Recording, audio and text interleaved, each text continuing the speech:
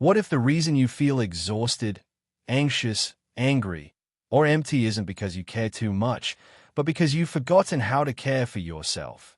What if the problem isn't the alcoholic, the addict, the difficult partner, the troubled child, or the chaotic family member, but what happened inside you while trying to survive them? This book is not about fixing other people. It's about reclaiming yourself. In this video, we'll walk through Melody Beattie's groundbreaking book Codependent No More, chapter by chapter, to understand what codependency really is, how it quietly takes over lives, and how you can finally step out of control, guilt, and emotional exhaustion, and start living again. Melody Beattie reflects on how the core message of this book has remained unchanged over decades: learning boundaries, letting go, taking responsibility for oneself, and choosing not to live as a victim. She emphasizes that codependency is not a trend or fad, but a real and persistent pattern affecting millions. Healing takes time, patience, and repetition. Recovery is not about perfection. It's about awareness and choice. Across the prefaces, Beattie explains why she wrote this book. There was little compassion, understanding, or guidance for people who were deeply affected by addicts but were not addicts themselves. These people were hurting just as much, often more, but were invisible. The book was meant to be kind, accessible, and practical. She also acknowledges her own growth, loss, and continued struggles, reinforcing that recovery is ongoing, not a destination. Beattie introduces codependency through her personal and professional experiences. As a recovering addict-turned-counselor, she observed that the people surrounding addicts were often emotionally consumed, controlling, angry, and exhausted, yet unable to identify their own needs or feelings. Over time, she realized she had become codependent herself. The book's purpose is clear: not to fix others, but to help the reader stop the pain and regain control of their own life. Part 1. What's codependency, and who's got it? Chapter 1. Jessica's story. Jessica's story is not just an example of codependency. It is a mirror reflecting what happens when a person slowly disappears while trying to survive someone else's chaos. At the surface, Jessica looks responsible, dependable, and functional. Underneath, her inner world is collapsing. Her days are dominated by exhaustion, confusion, and emotional paralysis. Simple tasks like housework feel overwhelming, not because she is lazy, but because her emotional energy has been drained by constant worry and vigilance. Her thoughts circle endlessly around her husband's drinking, what he did, what he might be doing, what he should have done, and what might happen next. This obsessive focus leaves no space for her own needs, desires, or identity. Jessica's emotional life is equally fragmented. Anger, guilt, despair, fear, and resentment coexist without resolution. She feels furious at her husband, but also blames herself for not leaving. She feels betrayed by him, abandoned by God, and ashamed of her own unhappiness. To cope, she suppresses her feelings, numbing herself emotionally and physically. Even intimacy becomes mechanical, driven by obligation rather than desire. A critical insight emerges when her husband begins recovery. Despite his sobriety, Jessica feels worse, not better. This reveals a central truth of codependency. Once someone has been deeply affected by another person's illness, that impact takes on a life of its own. The suffering does not automatically disappear when the other person changes. The chapter concludes with 3 core lessons. First, Jessica is not crazy. She is codependent, affected by a family illness. Second, codependency becomes self-sustaining once it develops. Third, recovery is her responsibility, regardless of whose fault the problem originally was. Healing requires active participation, self-awareness, and change. Chapter 2. Other stories. This chapter broadens the lens, showing that codependency does not look the same in every life. Through multiple case examples, Beattie demonstrates that codependency affects men and women, professionals and caregivers, spouses and children, and even people who appear outwardly successful. Gerald's story shows how unresolved family dynamics can unconsciously shape romantic choices. He repeatedly chooses partners with serious addictions, confusing intensity and dysfunction with love. His pattern is not bad luck, it is familiarity. He is drawn to what he knows, even when it hurts. Patty's story highlights how caregiving and self-sacrifice can mask deep emotional neglect. She devotes herself to family and responsibility while losing touch with joy, sexuality, and identity. Her guilt prevents her from seeking help, reinforcing her depression and sense of invisibility.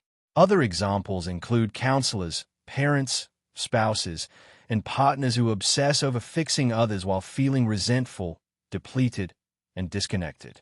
Despite different circumstances, a shared pattern emerges: excessive focus on others, chronic guilt, emotional repression, and loss of self.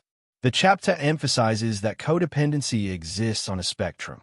Some people are deeply impaired, while others recognize early signs and seek change before reaching crisis. The key message is not comparison but identification, recognizing oneself without minimizing or exaggerating the problem. Chapter 3. Codependency. Hey, Beattie addresses the question readers keep asking: what exactly is codependency? Rather than offering a rigid definition, she explores the concept through behavior, history, and lived experience. Originally, codependency described people affected by someone else's chemical dependency. Over time, it became clear that similar patterns developed in families affected by many forms of dysfunction, including mental illness, abuse, chronic illness, and emotional neglect. At its core, codependency is a learned set of survival behaviors.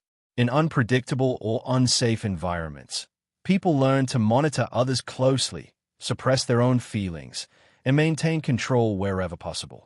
These behaviors may help in childhood or crisis situations, but they become destructive when carried into adult life.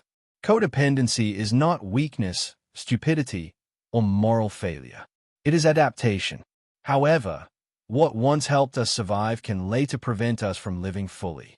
Recognizing this distinction removes shame and opens the door to change. Chapter 4. Codependent Characteristics. This chapter outlines common traits shared by many codependent people. Not everyone will identify with all of them, but most will recognize several. Key characteristics include an exaggerated sense of responsibility for others, difficulty identifying or trusting one's own feelings, chronic guilt, low self-esteem, fear of abandonment, and a need to control outcomes. Many codependents struggle with boundaries, saying yes when they mean no, and feeling resentful afterward. Denial plays a central role. Codependents often minimize problems, rationalize unacceptable behavior, or focus exclusively on others' faults while ignoring their own suffering. Emotional repression is also common. Feelings like anger and sadness are pushed down until they emerge as depression, anxiety, or physical illness. Importantly, Beattie stresses that these traits are not character flaws. They are coping mechanisms developed in response to stress and instability. Understanding this reframes recovery as learning healthier ways to relate to oneself and others. Part 2. The Basics of Self-Care. Chapter 5. Detachment. Detachment is one of the most misunderstood concepts in recovery. Beattie clarifies that detachment does not mean coldness, indifference, or abandonment. It means separating oneself emotionally from another person's behavior while maintaining compassion and respect. Detachment allows people to stop absorbing others' chaos. Instead of reacting to every crisis, mood swing, or poor decision, the codependent learns to step back and focus on what they can control: their own thoughts, feelings, and actions. This chapter emphasizes letting others experience the natural consequences of their choices. Interfering, rescuing, or controlling may feel loving, but it often enables dysfunction. Detachment restores dignity to both parties. Chapter 6. Don't be blown about by every wind. Codependents often live in a state of emotional reactivity. Their mood rises and falls based on other people's behavior. This chapter focuses on emotional stability. Beattie encourages readers to slow down, pause, and develop internal grounding.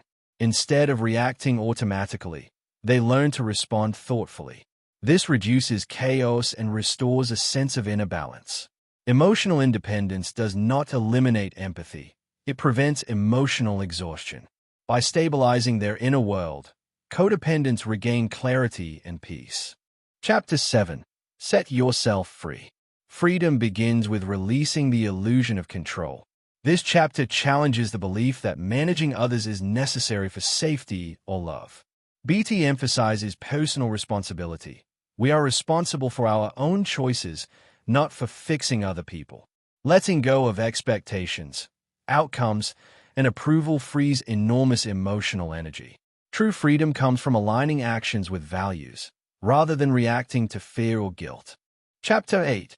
Remove the victim. Many codependents feel powerless and wronged, even when they are highly capable. This chapter addresses the victim mindset. Removing the victim does not deny pain or injustice. It shifts focus from blame to empowerment. When we stop waiting for others to change, we reclaim agency over our lives. Responsibility replaces helplessness, and choice replaces resentment. Chapter 9. Undependence. Undependence is emotional self-sufficiency. It means learning to meet one's own needs without isolating or controlling others. Beattie distinguishes healthy interdependence from unhealthy dependence. Relationships become choices rather than survival strategies. As undependence grows, fear of abandonment decreases, and self-trust strengthens. Chapter 10.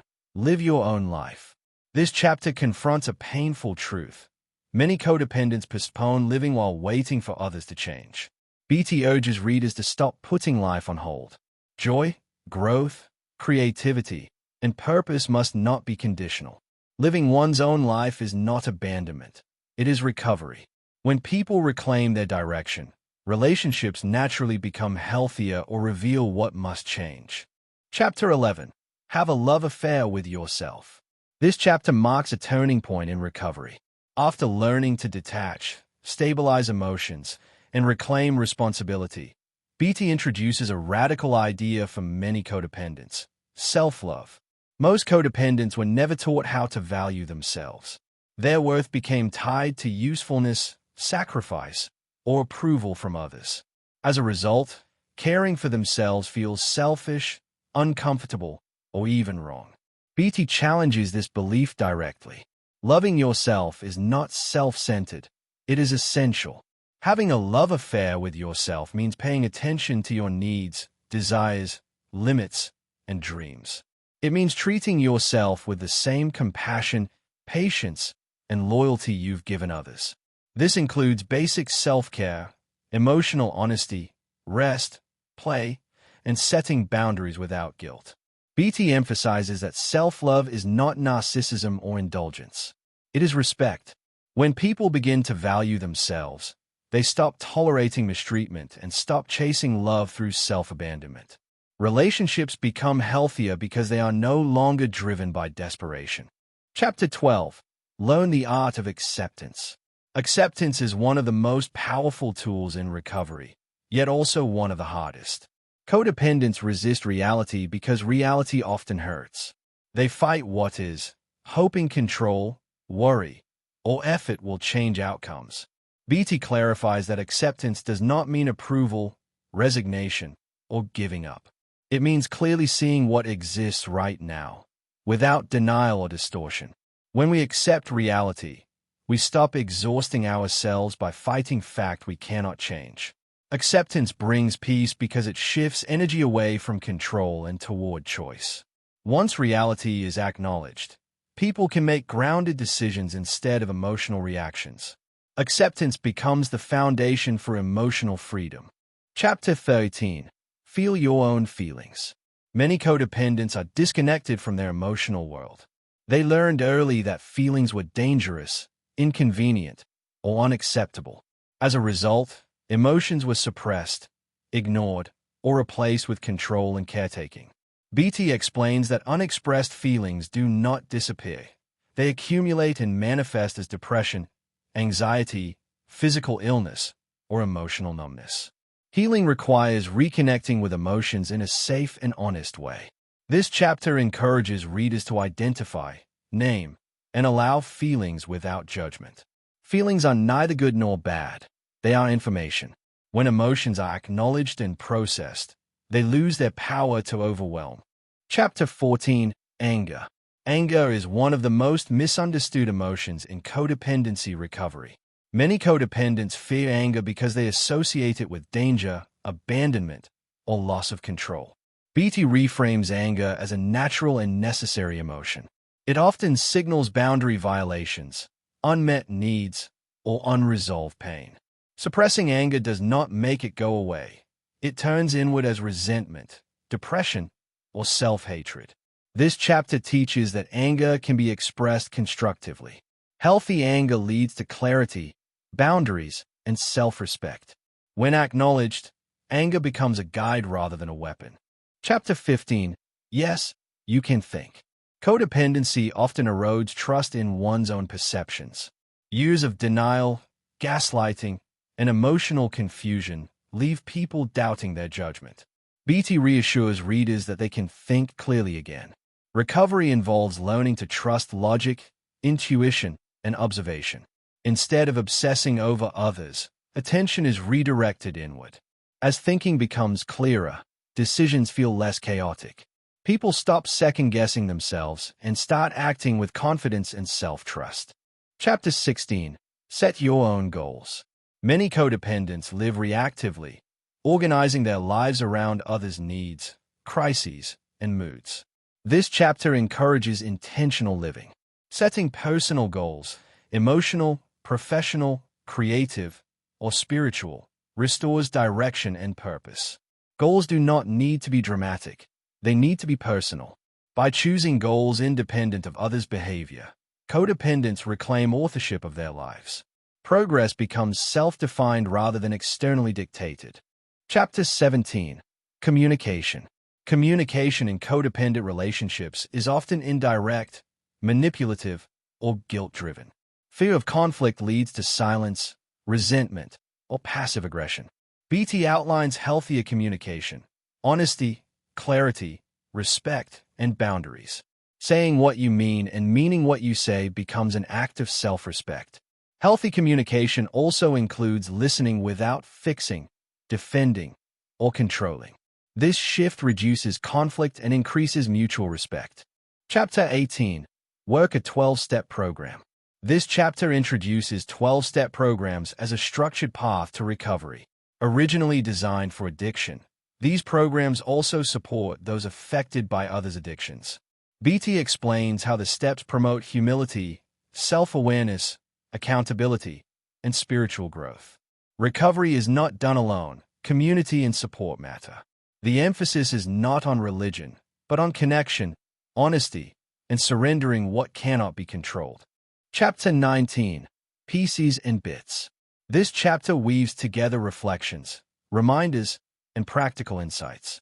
Recovery is not linear, and setbacks are part of the process. Beattie reinforces key themes: patience, boundaries, self-compassion, and persistence. Small changes accumulate into profound transformation. Chapter 20. Learning to Live and Love Again. The final chapter focuses on renewal.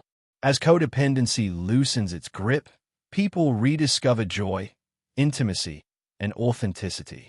Love no longer requires self-sacrifice or control. Relationships are based on choice, respect, and mutual responsibility. Recovery does not eliminate pain, but it restores the ability to live fully. Loving again begins with loving oneself. Healing from codependency is a journey, not a cure. The goal is progress, awareness, and compassion for yourself and others. Letting go works. Self-care works. And life becomes manageable again when you choose yourself.